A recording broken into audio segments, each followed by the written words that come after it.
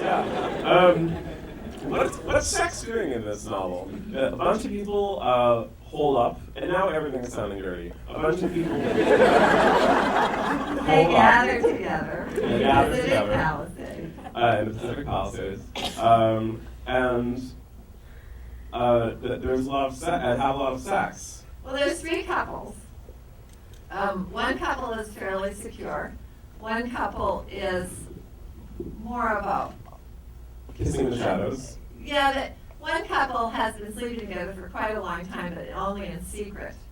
Another couple is fairly secure in their relationship, and a third couple, they don't realize it when they get there, but things could go either way for them. And so obviously, three couples in a 5-bedroom house or 6-bedroom house are going to have a lot of free time, and they're probably going to engage in sex. But And there's some extracurricular. yes, there are others. There's 4 people who aren't part of the couple either. And I did the best I could to get everybody a little something in the course of the novel. That was so sweet. What a wonderful hostess. But my justification, let's call it that, is that the inspiration for the novel was the Decameron, which is by Giovanni Boccaccio, and has a reputation of being a book of erotica. I don't see it as that, but there's plenty of erotica in it. And so... Not enough. I mean, I haven't read it since I was 18, and that's when I read it. It was summer before I went to college, and I was working at Walden Books, which is in Union Square, which has now been swallowed up. And they had a paperback copy of the Decameron, which was damaged, and so it was supposed to be pulped. And I'd always heard it was a collection of erotic stories, and I thought, here's what I can read on the streetcar every day.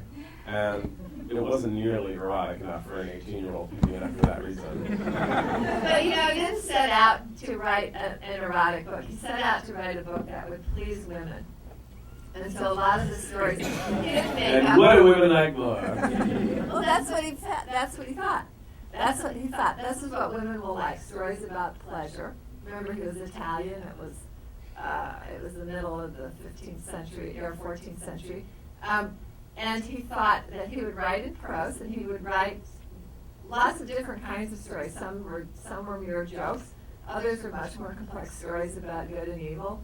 First story was about the most sinful man that he could think of. And the last story was about the most virtuous woman that he could think of. Many of the stories had been used before. All of the stories he got from somewhere. Some of them he got from a book of Hindu tales that had been translated into Latin, and he got some of the stories from there. And I love that idea. He updated all of them. And so, for example, he would have a story that maybe the original venue of the story was Delhi or something like that. He didn't know that, but we might imagine that. And he would update it to the neighborhood in Florence near where he lived. And he would say that it involved the members of such and such a family, which maybe was a famous family, but these were their, less well-known relatives. And so he turned these stories, which is really a treasury of many different kinds of stories, he turned them into a kind of snapshot or photograph album of Florence at the time that he was living, or writing the book, which was the middle of the 14th century, right during the Black Death. I loved this idea. And I loved the book. I read it I think in about November of 2001, so about 2 months after 9/11. And I loved the idea that in the midst of an almost unimaginable cataclysmic event, he could sit down and gather together so many humans, so many human characters, so many human stories, so many human jokes, so many human observations, and this is when you think, now that I've read it, when I think of the Black Death, I don't think of people falling over and dying in the streets.